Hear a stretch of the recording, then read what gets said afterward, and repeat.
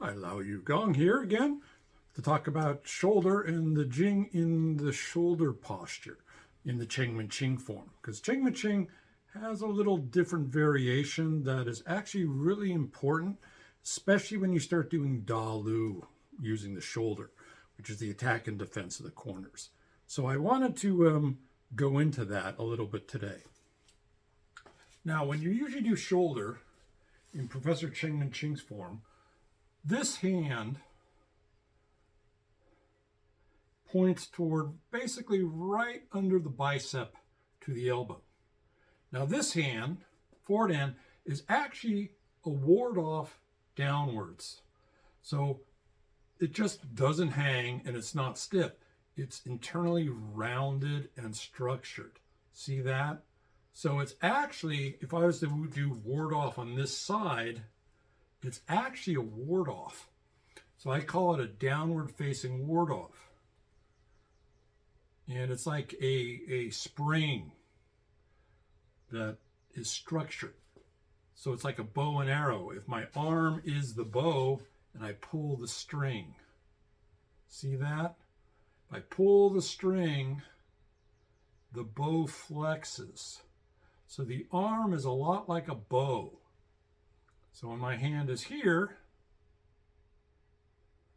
it's like a string. So if you really want to get the feeling, imagine you're pulling the bowstring, okay? So you feel that. And that flex happens right when you apply the shoulder. But it is pung in a downward facing ward off, okay? This hand is also really important. So when you come down and you come back, this hand, everyone goes, well, why does Professor have this hand like this with the palm on the floor? Because I've seen other people do it where they like doing this. So you're blocking, someone's trying to hit you in the face, you're blocking. So you're turning this way and you're blocking with the hand. Now there's a reason why Professor doesn't have you practice that. One of which is this. If I need to support my elbow, it takes too long to get my hand down. Because what you're actually doing here is during application, you do a single press to the forearm right below the bicep, which is what you do in defending against rollback when you do Ping Lu Qian in push hands. You do a single press.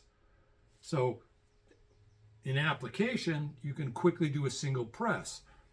And this becomes very important in Da Lu, the attack and defense of the corners, because your opponent is trying to roll back, doing the big rollback on your arm to break it. You step in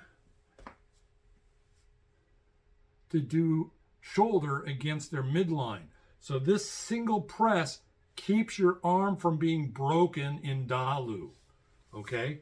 So that's why Professor has the hand here, because he was a master of Da Lu.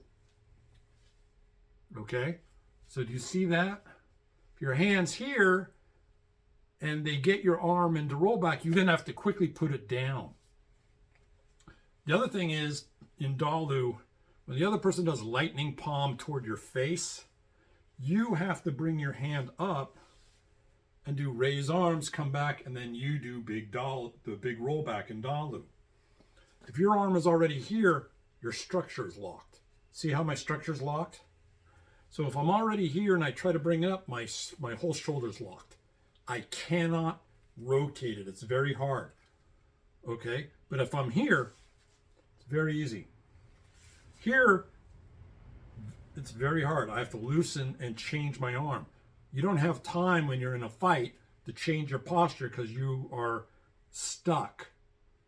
But if you're here, very easy. Okay? So Professor is a genius. He's always a genius. There's always a madness to his method and a method to his madness. And as you get more advanced, you'll realize there are little nuances of things that he does that he wants you to learn. And every single little thing in the form has amazing import. So first, I need to draw the bow. And then this arm comes to be single press. Okay? So hopefully you got that. The other thing that's great to people, how do you adjust the attacking vector in the shoulder? Because shoulder can be done downwards energy, straight energy, or upward, where you lift the opponent upwards. And I've heard that Sifu William C.C. Chen can fa jing someone up in the air going upward. The secret is here in this hip. As I wind, that helps me determine which direction I wind and turn. And going up, as I shift, I wind and direct it upwards. I wind and direct it downwards. I wind and go straight. So getting the center and then sinking and rising is what really gets that directionality, either upward, straight, or downwards, okay?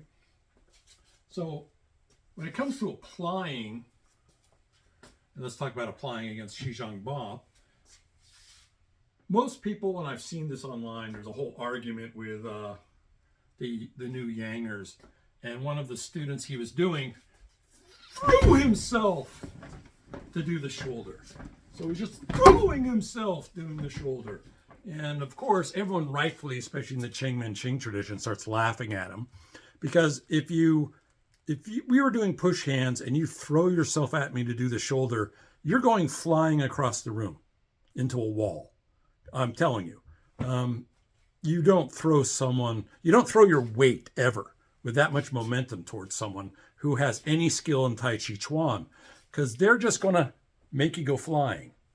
So shoulder isn't done like a regular karate shoulder is done, which usually you fling yourself at the other person, giving a lot of momentum. And when you get more skilled in Tai Chi Chuan, you want your opponent to give you a lot of momentum, because that's when you can really do some great fa jings and throw them around. So as the Tai Chi player trying to get better, don't throw yourself at people. Okay. The only difference is, it makes it difficult, is Bob doesn't have legs, so I can't step between Bob's legs to apply the shoulder.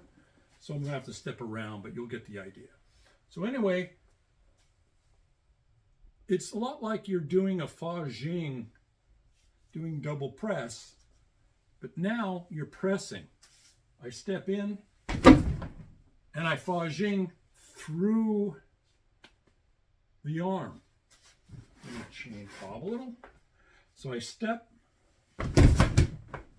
and Bob goes flying. I step, Bob goes flying. So I'm not, boom! It is a fa jing. Okay? So I still keep my center line equilibrium. The earth axis is still very stable. Bob is unstable. So on the back side, it looks like this. Well, I threw my shoulder all the time.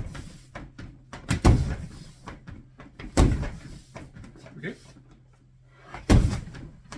So I'm not slamming myself against Bob. Okay. I'm still winding. Okay. So I come down, I step, right? Just like in the form. So I do raise hands, I come back, I step, and Bob goes flying. And basically that's how easy it is. And that's how you do an interior shoulder, because we're in interior martial arts. Anyway, have fun with it. See you later.